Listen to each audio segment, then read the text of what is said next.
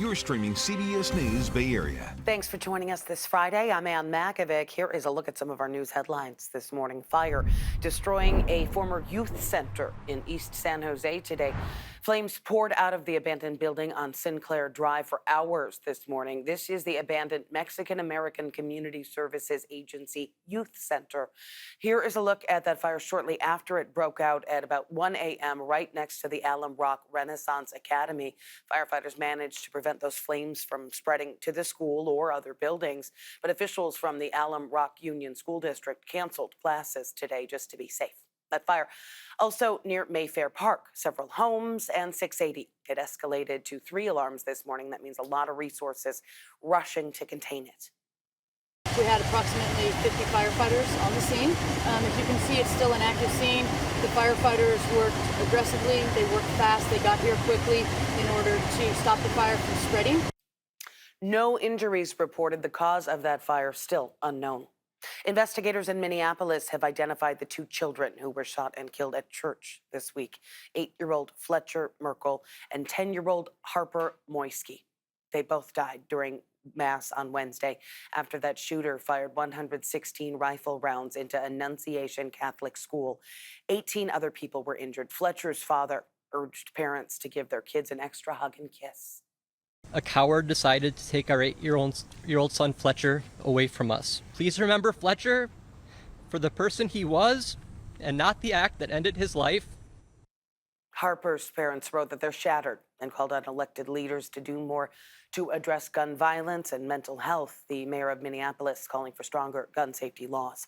Police say the shooter, 23-year-old Robin Westman, had been a member of the Catholic Church where that shooting happened. They also say that they may have visited the church in the weeks leading up to the attack to conduct surveillance. Authorities still trying to establish a motive there. President Trump has canceled Secret Service protection for former Vice President Kamala Harris. Under federal law, a former vice president received 6 months of protection after leaving office, but Harris's protection was extended to a year by former President Biden. That is going to end September 1st under President Trump's order. Sources tell CBS News the Secret Service found no reason to extend her detail past the usual 6 months. San Mateo County Sheriff Katrina back on the witness stand today. It is expected to be the final day of testimony in her removal hearing going on in Redwood City. The embattled sheriff is fighting for her job amid allegations of misconduct, corruption, and abuse of power. Her defense team says she's under attack because of people resisting to her efforts at reform. Once the 10-day hearing wraps up, a retired judge will have 45 days to make his recommendation to the County Board of Supervisors, and then they will decide if she ultimately keeps or loses her job.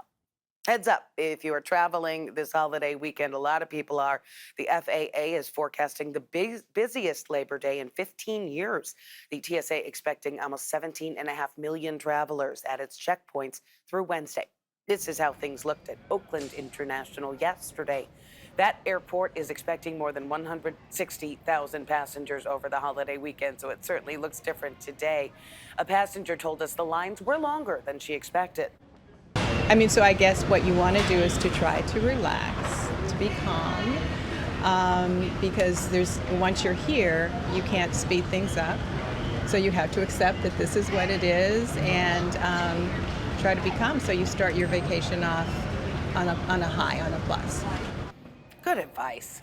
For drivers this holiday weekend, AAA says the worst time to hit the road is between noon and 8 p.m. and then on Monday between 1 and 4 p.m. when people are returning home. All right, a lot of people wondering how the Labor Day weekend is going to shape up in the weather department. Getting a check on our first alert forecast.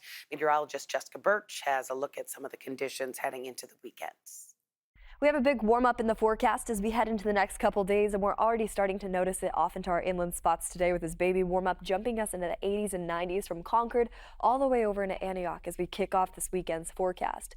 It's a little bit cooler, of course, along the coast, sitting in the 60s today in Pacifica and Half Moon Bay, upper 60s into San Francisco this afternoon, but we're continuing to warm up all throughout these microclimates as we head into this weekend's forecast. And there's a reason for it. As we head into this weekend, high pressure starts rolling its way in from our inland spots. What that does is it drops relative humidity a little bit. It also warms our temperatures up. And so those inland areas are going to see a lot more upper 80s and lower 90s, and even some upper 90s in the forecast off into the East Bay as early as tomorrow.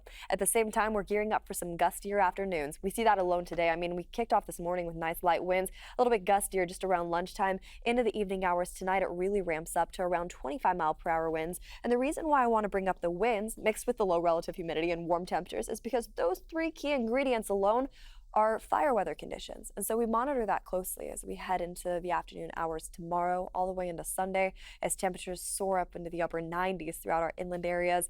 And then we slowly start to see a little bit of a cool down as we head into early next week, as we head into Monday and Tuesday. Sending back the kids to school on Monday, well, of course, you're still going to want to have that water bottle ready to go and some lighter attire for our inland areas. But if you live along the bay, temperatures are a little bit more moderate. We're talking about low 70s as we head into Monday's forecast, getting a baby warm up as we head into mid next week. The only difference, we have more cloudy skies in the forecast right around the corner. Back to you. Thanks, Jess. A lot of Californians are about to see more CHP officers patrolling their cities, and Governor Newsom says this is all because of how well it worked here in the Bay Area. Over the past 2 years, the governor sent CHP officers to help local law enforcement in places like San Francisco and Oakland. He credits those surge operations with thousands of arrests and drug busts. So now the governor says he is expanding those CHP surge operations to other parts of the state, including San Diego, LA, and the Central Valley. And, well, not all Oaklanders have welcomed the extra officers. Police officials tell our Lauren Toms they do need all the help they can get. California Highway Patrol's presence in Oakland is expected to fill an increased need for traffic enforcement in the coming weeks as Oakland Police prepares to slash its traffic safety division amid chronic understaffing levels. Oakland Police Union President Wee Win tells me CHP's role in Oakland has primarily been traffic enforcement, giving more resources back to the department for patrol and investigations. We're losing our traffic division. A motor officer that out there doing traffic enforcement, they are gone. Currently, OPD has just over 500 officers, with about 6 leaving each month. At that pace, staffing could drop to 400 next year. And because 320 are required for patrols, few resources remain for specialized units like traffic enforcement. It's tough when you show up to work and you are walking into a ball game that you're facing a loss because there are 200 calls standing and you're showing up to citizens who are calling at the worst moment of their life, and you don't show up for hours later. In his announcement, Newsom touted CHP's impact so far. Last year, CHP says its officers made more than 9,000 arrests and recovered nearly 5,800 stolen vehicles between Bakersfield, Oakland, and San Bernardino. The community wants to see more, and we are trying to be responsive to the people we serve. But CHP's elongated presence isn't welcomed by all. Felipe Kelly of the Ella Baker Center in Oakland says he's been pulled over by CHP officers twice within Oakland city limits in just the last 2 months. No citations, he says, were ever given. The more police that are circulating in Oakland, the more chances of people of color, poor white people being harmed by police officers. He also points to the death of Dr. Marvin Boomer earlier this year, a beloved Oakland teacher who was killed after a CHP pursuit ended when the suspect crashed into a residential neighborhood. Unlike Oakland police, CHP has the authority to chase vehicle suspects. CHP says the chase ended seconds before the crash. Darren White of the Oakland NAACP says that CHP must operate with more caution in Oakland, but that their support for public safety is essential. Having extra boots on the ground that have been culturally receptive of the community that they're serving has been an added boost to reducing the crime that's in Oakland. Newsom's announcement comes as President Trump threatens to deploy the National Guard to boost public safety in California cities. The governor says the state doesn't need military intervention, insisting California can handle the challenge on its own. That this country needs to wake up to what's going on, and not just the authoritarian tendencies, but the authoritarian actions by this president. This cannot be normalized. Well, this week, President Trump floated the idea of sending the National Guard to Chicago to fight crime. The Department of Homeland Security asked a military base outside the city to provide support on immigration operations this week. Still ahead here on CBS News Bay Area. It has been months since California voters approved a major change to the criminal justice system. You might remember Prop 36. So we're taking a look at if it's actually working to combat retail thefts.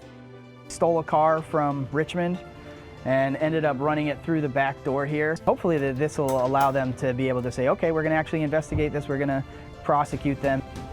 Plus, nearly $200 million of federal funding pulled for California's high-speed rail project. How this new roadblock could actually fast-track a path toward the South Bay.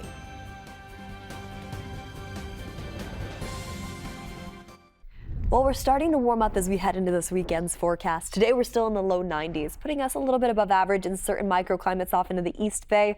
We jump to the upper 90s by tomorrow, and then we hold on tight to upper 90s for one more day into Sunday's forecast before things calm down a little bit more as we kick off next work week and school week. Now, at the same time, we're also noticing that weekend warm up in the Bay, too.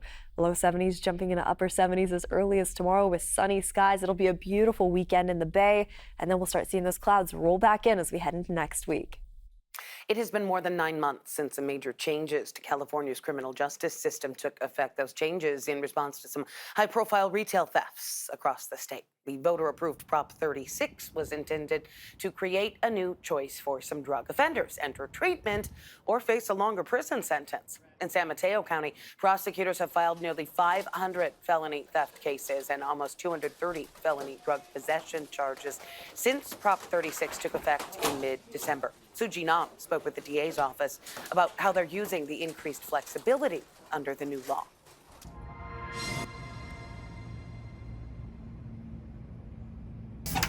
Safety is the utmost priority for Matt Todd. We had to install these big bollards here. You can see they're, like 6 inches across. They go way down in there. So, as manager of Mike's Camera in Menlo Park, he says their store is burglarized at least once every year. Stole a car from Richmond and ended up running it through the back door here. Todd adds that most recently, thieves stole several cameras and lenses while destroying not only this store, but also their shop in Pleasant Hill, which is why he supports Prop 36, a law that enables prosecutors to file felony theft and drug charges for repeat offenders. Hopefully this will allow them to be able to say, okay, we're going to actually investigate this, we're going to prosecute them, and the DA's not just going to, set it aside. San Mateo County is leading the way with Prop 36. Shinmi Chang, the chief deputy of the San Mateo County District Attorney's Office, explains how prosecutors can group multiple theft or drug cases in a single charge and seek a tougher sentence. Prop 36 allows them to focus on defendants with at least 2 prior convictions. San Mateo County's policy has a higher threshold. Even though we can file with just 2 priors, for a felony filing on theft cases, we require 3 or more prior convictions. And on the drug side, we impose for our office a 10-year washout period, meaning if the conviction is more than 10 years old, it doesn't count towards one of your priors. Chang says it's still too early to see its impact on crime, but there is progress. 20 people are now being referred for treatment. Those are 20 people who may not have sought drug treatment under the old laws of Prop 47. So we need to see how those treatment options play out for these defendants. On the other side of this debate, Lanesha Edwards of Californians for Safety and Justice believes everyone should be held accountable for their actions, but says Prop 36 is not the solution. Opponents point out there was no money provided for treatment programs. Spend less on prisons by reducing the flow of people in and out of the system in the first place and reallocating the resulting savings back into community-based crime and harm prevention programs. Meanwhile, Todd says he and his team have a plan. We're going to be upgrading our security system again soon. He will continue to take matters into his own hands to make sure he and his community are safe. Prosecutors in Santa Clara County have filed the second most felony theft charges under Prop 36 in the Bay Area, and as according to the Mercury News. In Marin County, Canal Street in San Rafael, back open now following last week's deadly apartment complex fire. They reopened the street early yesterday evening. The residential street runs along the San Rafael Creek, and this comes as the 2 people who died in the fire were identified. Those victims are 68-year-old Pamela Scoggins and 62-year-old Tracy Lowmillet. More than 50 people were forced out of their homes by that fire. The city is helping them with temporary housing. The sheriff's office says they are no longer looking for anyone missing and that everyone is now accounted for. And police have called that fire suspicious. Now to an update on the Pickett fire burning in Napa County. CAL FIRE says it has now destroyed 5 structures. That fire burned about 10 square miles, and fire crews expect it to stay within its containment lines now. It broke out a little more than a week ago near 100 Acre Wines in Calistoga. A spokesperson for the winery says the company is cooperating with authorities as they search for the cause of that fire. Now to a plan that has frustrated Californians for decades. Some new challenges with the high-speed rail project, putting the focus on fast-tracking the bullet train to reach more populated areas sooner.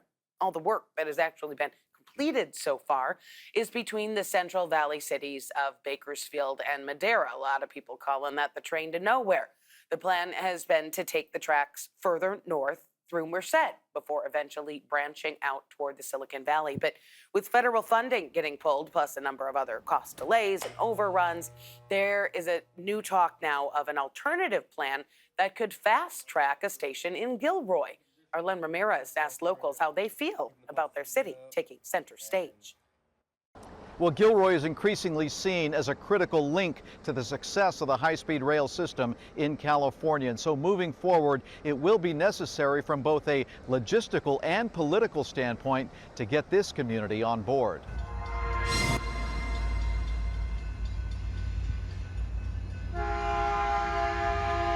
This Caltrain commuter train pulls into downtown Gilroy like it does every day.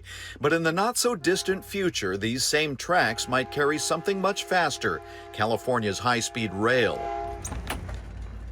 For local barber Christian Mondragon, that future is pulling in fast, just like the trains that pass right behind his shop every day. Right here. Oh, pretty close. Oh, so we hear the train every day. Christian is a third-generation barber in town, and the family's business roots stretch back 70 years. He wants to stay in business for the long term and sees opportunity and challenges ahead, being on the tracks and a block from the proposed new station. I'm excited for it, keeping the positivity up, and taking the precaution to keep my customers satisfied and everybody to arrive over here without, obstacles and stuff like that. Gilroy is poised to become the critical link in high-speed rail, a junction connecting the Bay Area to the Central Valley and Southern California. The plan is for high-speed rail to tunnel under the Pacheco Pass and meet Caltrain here, allowing seamless transfers into Silicon Valley. Gilroy is a linchpin right now. When we get to that point, I think we'll know we have arrived at a very significant place. But State Senator Dave Cortese says getting it right is proving difficult. High-speed rail is grappling with delays, rising costs, and even a loss of federal funding under the Trump administration. $33 billion was the original price tag with a 2020 completion goal. But it now could cost $128 billion with full build-out pushed into the 2030s. With uncertain funding, state and rail officials say private investment is vital to keep the project moving. The right kind of development in those areas can generate not only jobs and prosperity, but actually throw off what we call exaction money or contributions to the high-speed rail itself. So all of that is coming together at a good time, but we have a lot of work to do to pull it off. With so many challenges now facing California, some question whether it's still worth it. I think people just want to know where the money is going. Where is it gone? Others are counting on the economic impact to the area, including 15,000 construction jobs statewide. Not everyone can work behind a desk and in high tech. We still need blue-collar workers, and it's not, it's a good job. For decades, Gilroy's identity has been rooted in garlic, a point of pride for the community. But it may one day get a second claim to fame, a hub for high-speed rail. I'm looking forward to the bullet train, though. I'm looking forward to the train. Should be good. It's a small town that can play a huge role in bridging regions of California, but spanning the funding gaps remain an unsolved challenge, pushing the start of this critical link further down the line. And again, it might feel like nothing has happened with the high-speed rail project, but so far crews have completed nearly 70 miles of guideway, along with nearly 60 structures along that 171-mile stretch between Bakersfield and Merced. Still ahead, 3 of the world's biggest sporting events coming to the South Bay next year. How a flood of fans could actually hurt some businesses. Last Super Bowl, it doesn't do any good for me.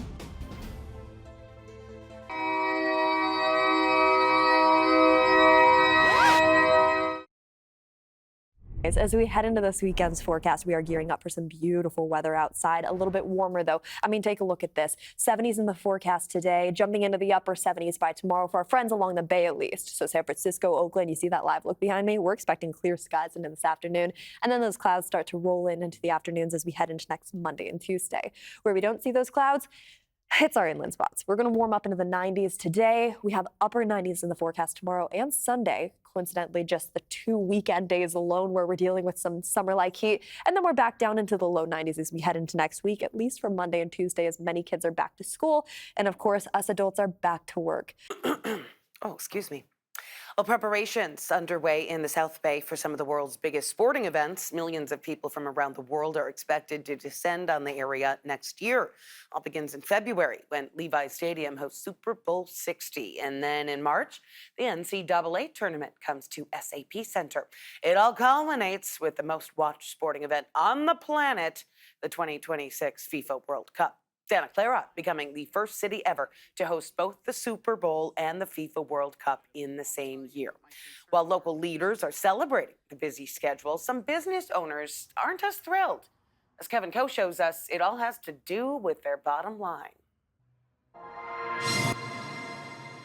Benny opened Bistro Siam 15 years ago, before Levi Stadium was built just a couple blocks away. I was surprised to find out that it got slow for you after Levi's was built. Yes, stadium here, we're gonna have a lot of customer, we're gonna have a lot of, event, a lot of things going, but it's not what we expect.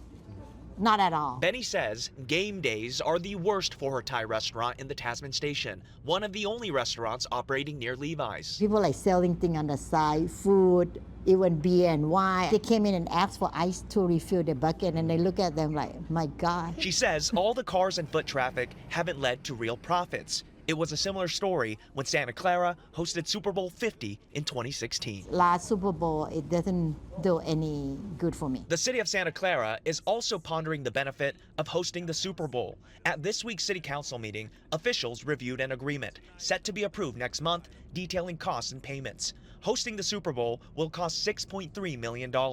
The proposed agreement requires the Bay Area Host Committee reimburse the city for event expenses. I'll tell you what my concerns are with this draft is that the city is going to have to front a lot of payments in terms of millions of dollars for both Super Bowl and World Cup, and they're very close together. One of the lessons learned from Super Bowl 50 is that there were very few ways for the city to make money in these events. I'm struggling to see how the city will benefit financially from this.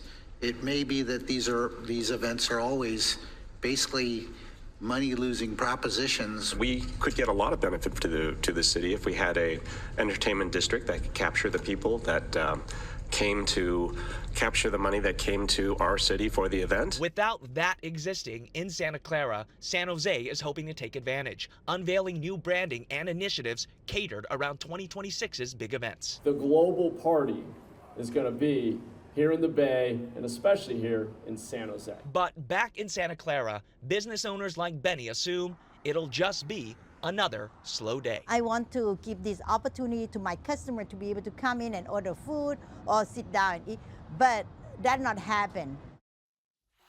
As for San Jose, they're already making big plans there for activities surrounding the sporting events. The city is planning watch parties, drone shows, and concerts to coincide with the games. Mayor Matt Mahan told us he really wants to showcase San Jose during the events to make sure it's not overshadowed by San Francisco.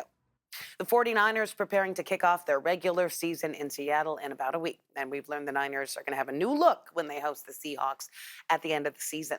Matt Lively explains. This is the Audi Red and Gold Report. The 49ers unveiled their Faithful to the Bay rivalry uniform, one of 8 teams from across the NFL to receive one. Well, I always picture the 49ers having black, so now that I finally get to wear them, I'm definitely excited for it.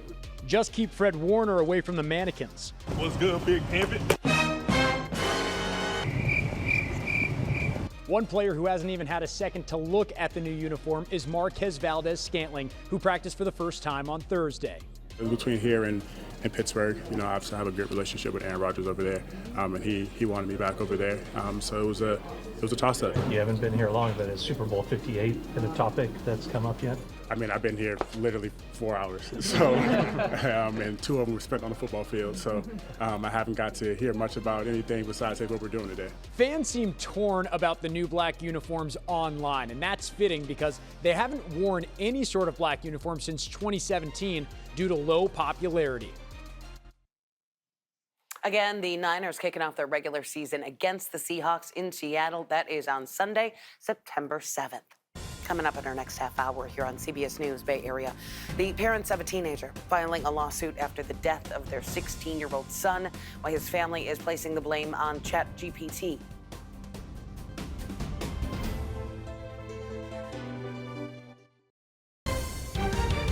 You're streaming CBS News Bay Area. Thanks for staying with us. I'm Ann Makovic. Here is another look at some of our news headlines today. Fire destroyed a former youth center in East San Jose this morning. Flames pouring out of the abandoned building on Sinclair Drive for hours. This is the abandoned Mexican-American Community Services Agency Youth Center. It broke out at around 1 a.m. right next to the Alum Rock Renaissance Academy. No injuries reported. The cause of that fire still under investigation. Police in Minneapolis have identified the 2 children who were shot and killed at church this week. 8-year-old Fletcher Merkel and 10-year-old Harper Moisky died during Mass Wednesday after that shooter fired 116 rifle rounds into Annunciation Catholic School. 18 other people were injured. Police say the shooter, 23-year-old Robin Westman, had been a member of the Catholic Church where the shooting happened. They also say that they may have visited the church in the weeks leading up to that attack to conduct surveillance. Authorities still trying to establish a motive. And President Trump has canceled Secret Service protection for former Vice President Kamala Harris. Under federal law, a former VP gets 6 months of protection after leaving office, but Harris's protection was extended to a year by former President Biden. But that is going to end September 1st under President Trump's order. Sources tell CBS News that Secret Service found no reason to extend her detail past the usual 6 months. All right, let's get another check on our first alert forecast for the long holiday weekend. Here's meteorologist Jessica Birch. We have a big warm up in the forecast as we head into the next couple days, and we're already starting to notice it off into our inland spots today with this baby warm up jumping us into the 80s and 90s from Concord all the way over into Antioch as we kick off this weekend's forecast. It's a little bit cooler, of course, along the coast, sitting in the 60s today in Pacifica and Half Moon Bay, upper 60s into San Francisco this afternoon, but we're continuing to warm up all throughout these microclimates as we head into this weekend's forecast. And there's a reason for it. As we head into this weekend, high pressure starts rolling its way in from our inland spots. What that does is it drops relative humidity a little bit. It also warms our temperatures up. And so those inland areas are going to see a lot more upper 80s and lower 90s, and even some upper 90s in the forecast off into the East Bay as early as tomorrow. At the same time, we're gearing up for some gustier afternoons. We see that alone today. I mean, we kicked off this morning with nice light winds, a little bit gustier just around lunchtime. Into the evening hours tonight, it really ramps up to around 25-mile-per-hour winds. And the reason why I want to bring up the winds mixed with the low relative humidity and warm temperatures is because those 3 key ingredients alone are fire weather conditions. And so we monitor that closely as we head into the afternoon hours tomorrow all the way into Sunday as temperatures soar up into the upper 90s throughout our inland areas. And then we slowly start to see a little bit of a cool down as we head into early next week, as we head into Monday and Tuesday. Sending back the kids to school on Monday, well, of course, you're still going to want to have that water bottle ready to go and some lighter attire for our inland areas. But if you live along the bay, temperatures are a little bit more moderate. We're talking about low 70s as we head into Monday's forecast, getting a baby warm up as we head into mid next week. The only difference, we have more cloudy skies in the forecast right around the corner. Back to you. Well, the families of the 2 children killed in the Minneapolis school shooting have shared statements to remember their lost loved ones. They died after a shooter fired repeatedly into a church where children and adults were celebrating morning mass on Wednesday. 18 other people were wounded. Ashar Karashi is in Minneapolis with the latest on the investigation. Police say the shooter couldn't see the hundreds of students and staff inside Annunciation Catholic School as bullets shattered the stained glass church windows Wednesday. The shooter wanted to kill children, defenseless children. Approximately 116 rifle rounds, 3 shotgun shells, and a live handgun round that police believe jammed in the chamber were found at the scene, along with 3 legally purchased weapons. There's anger, there's questioning. Principal Matthew DeBoer spoke to CBS Evening News co-anchor Maurice Dubois about meeting with the victims' families. What'd you tell them? I told them that I was there, and I held their kids' hands. And I told them that their parents loved them, that I loved them, and I gave them a kiss. And it was hard. But they deserved to know that someone was with their kids. Those stolen lives belong to 10-year-old Harper Moisky and 8-year-old Fletcher Merkel. We will never be allowed to hold him, talk to him, play with him, and watch him grow into the wonderful young man he was on the path to becoming. Jesse Merkel honored his son Thursday. Please remember Fletcher for the person he was and not the act that ended his life. Give your kids an extra hug and kiss today. We love you, Fletcher. You'll always be with us. A senior Minneapolis official briefed on the investigation says investigators are now focused on the shooter's family, spending hours questioning the shooter's mother about possible warning signs. All family members are being interviewed, and those conversations are ongoing. Harper's family released a statement as well, calling the 10-year-old bright, joyful, and deeply loved, and said that her laughter, kindness, and spirit touched everyone who knew her. 20 years ago today, Hurricane Katrina made landfall in Louisiana and Mississippi, breaching levees in New Orleans. Katrina is the costliest hurricane in U.S. history and one of the deadliest. It, of course, created catastrophic flooding and an historic humanitarian crisis. At least 80% of New Orleans was flooded, with roads impassable, without boats, and people stranded on rooftops. About 1,400 people died, and today people who live there still remember Katrina vividly. I was like this, and so I did that. So 1 wave, 2 waves. I turned my head to look back over there, and then I come back, and the wave's in the window. The following years have been spent building a better flood protection system. That includes the world's largest pump station, which blocks storm surge from the Gulf and pumps rainwater away from the city. Since 2012, New Orleans has remained mostly dry, even during 2021's Hurricane Ida. A family in Orange County filing a lawsuit against OpenAI, asserting that ChatGPT coached their son to take his own life. Now we're learning more about the teen's interactions with that chatbot in the months leading up to his death. Jasmine Veal spoke with one of the family's attorneys about their accusations. This is 16-year-old Adam Rain. He was into basketball, comics, and music, but in April, he took his own life. I think that ChatGPT facilitated, accelerated his death. That's why his parents, Matt and Maria, are now suing OpenAI after they started digging for answers. Mattelli Jane is co-counsel on this case and says the Rains found 3,000 pages of grim conversations Adam had with ChatGPT leading up to his suicide, and they believe it pushed him to do it. Their son Adam would be here today. This is their firm belief. The lawsuit filed Tuesday in San Francisco Superior Court states that in September of 2024, Adam started using ChatGPT to help with schoolwork, but within months, he was opening up about his anxiety and stress. That it slowly started to shift over time, became his confidant, started to displace his relationships with humans in his real life. They claim ChatGPT became his suicide coach, even offering to write his suicide note. Did it ever give him contact helpline, help crisis lines? Did it ever at any point tell him to reach out to his parents to talk to someone? It did at various points give him kind of perfunctory or superficial responses, prompts saying, you should consider calling a helpline or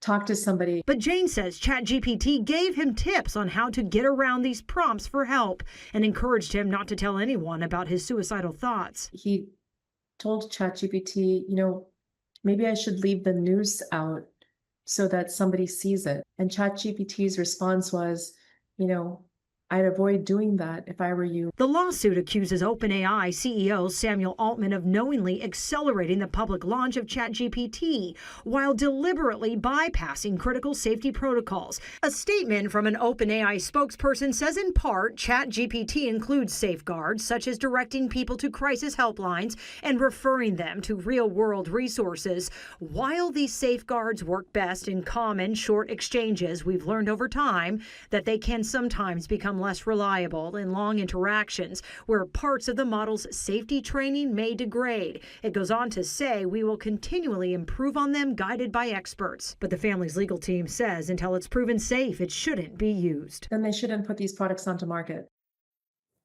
In a statement to CBS News, OpenAI says it's making changes to ChatGPT that include protections for vulnerable people and minors. They soon plan to add parental controls that will give more insight on how their kids are using the chatbot. If you or someone you know needs help, you can reach the National Suicide and Crisis Lifeline by calling or texting 988.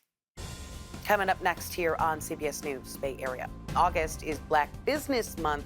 How a vegan chef from Oakland is putting her own spin on a classic Louisiana flavor.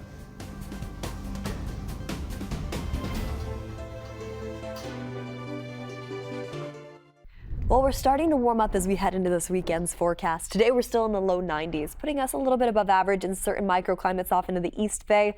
We jump to the upper 90s by tomorrow, and then we hold on tight to upper 90s for one more day into Sunday's forecast before things calm down a little bit more as we kick off next work week and school week. Now, at the same time, we're also noticing that weekend warm up in the Bay, too.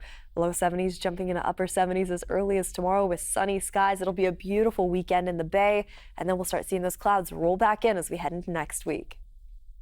August is Black Business Month, a time to celebrate the resilience, creativity, and contributions of Black entrepreneurs. To celebrate, the Oakland African American Chamber of Commerce recognized local entrepreneurs and community leaders at the Henry J. Kaiser Center for the Arts.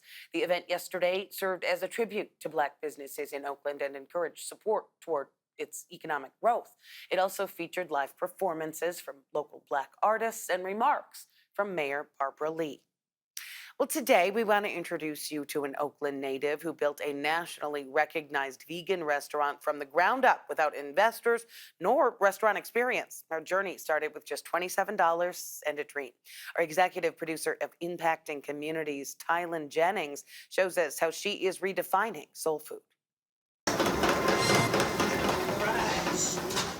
At Oakland's Jack London Square, bold Louisiana flavors meet plant-based passion. This is solely vegan, and behind it, Tamara Dyson, a trailblazer who's redefining soul food on her own terms. I dreamt of opening a vegan restaurant. I turned vegan myself when I was 17, and I just dreamt of introducing something to the world that I felt it had not yet seen. Dyson opened Solely Vegan in 2009, before vegan soul food was so popular. And with zero investors and no culinary background, she walked away from a promising medical career to follow an unshakable vision. I bootstrapped absolutely everything. And so even my first location at 301 Broadway, and now we're at 101 Broadway, I bootstrapped that. I opened that location with $27 in the cash register. As a result, I lost absolutely everything. We're talking about evicted in my apartment. They're talking about my car repossessed, because when it came down to paying the rent for my location or paying my car note, I chose to pay the rent. That determination led to 14 years of success, earning national attention and even a win against Iron Chef Bobby Flay. Today in a new space, Dyson's restaurant is more than just a place to eat. It's a community. She's building a team and creating opportunities for people like Jordan, her sous chef, who didn't have much experience in the culinary field. He came in trailblazing, and he's, right by my side. He's working or he's learning. Famous burger is called the Pray For Me, coming with coleslaw. We got the new cheese on there, so it's, you know, melted cheese on there. And then I did the chicken salads right now, all vegan. And I'm about to play this with the good old fries that we got. Honoring Dyson's roots through every dish. And our flavor profile is specific to New Orleans. It's not Mississippi. It's not, you know, it's New Orleans specific. Homage to my grandmother. With every dish made from scratch to a welcoming vibe that keeps staff and customers coming back. Dyson says it's the energy that sets Solely Vegan apart. The vibration here, people, they love working here. They, you know, these people that, you know, has left their other jobs to come work for your, you know, work for us full time. And that's really the way it's always been with us, is the environment that we set. The grand opening for the new location is planned for September. Solely Vegan is right now in soft launch, open Fridays through Sundays on Broadway in Jack London Square. Coming up here in CBS News Bay Area, honeybees are disappearing, threatening our local food supply. How scientists are trying to bring these pollinators back with a Nobel Prize-winning tool invented right here in the Bay Area.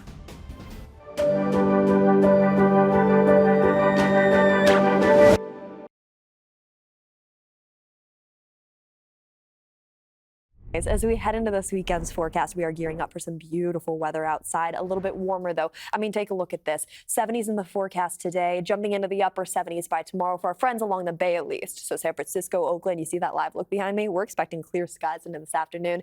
And then those clouds start to roll in into the afternoons as we head into next Monday and Tuesday. Where we don't see those clouds, it's our inland spots. We're going to warm up into the 90s today. We have upper 90s in the forecast tomorrow and Sunday. Coincidentally, just the 2 weekend days alone where we're dealing with some summer-like heat. And then we're back down into the low 90s as we head into next week, at least for Monday and Tuesday, as many kids are back to school. And of course, us adults are back to work.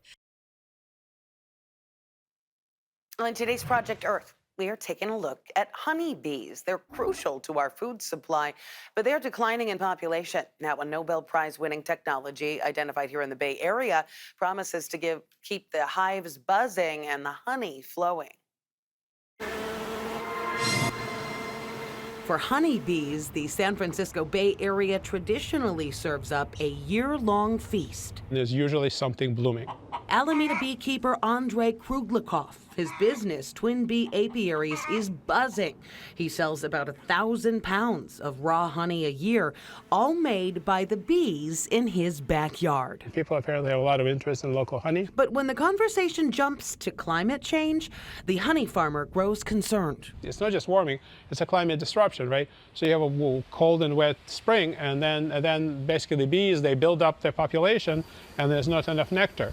The warming planet, changing climate, and loss of habitat all pose a threat to bees by depriving them of the floral diversity they need to survive. Add to that mites and viral diseases, and the bees are in trouble, which threatens our food supply. Honeybees pollinate 70% of the world's leading crops, including fruit, vegetables, and nuts. Honeybees are really crucial in today's world for our diets. Dr. Alina Lastro-Nino of UC Davis is an expert in honeybees and beekeeping. She says this past year was particularly bad for bees. Beekeepers have reported losing approximately 60% of their colonies, which is really huge. Now, some hope. European researchers have just invented a superfood to protect honeybees from the growing threat. The work that we did here represents a major technological breakthrough for the beekeeping industry and for food security and global pollination. The scientists first identified 6 key components in pollen that benefit bees. Then they genetically engineered a strain of yeast to produce a precise mixture in a sustainable and affordable way. The colonies, given the food, thrived and boosted reproduction. So that's really exciting. To engineer the yeast, the researchers used a Nobel Prize-winning tool called CRISPR-Cas9, first identified by UC Berkeley scientists. Bay Area technology, it's even cooler to have that be a part of developing this diet. As for Andre, news of the breakthrough was sweet. If you come up with some means of improving their longevity and improving the likelihood of the hive succeeding, surviving and continuing, I think it's wonderful. And that is the best kind of buzz. Dr. Nino says you don't have to be a beekeeper or a scientist to help the honeybees, or in fact, any pollinator. Her number one tip, go to your local nursery and seek out specific plants. You can hear her details exclusively on our website, kpix.com. Thanks for streaming CBS News Bay Area. I'm Ann Makovic. We're going to be right back with your first alert forecast and another look at your top stories.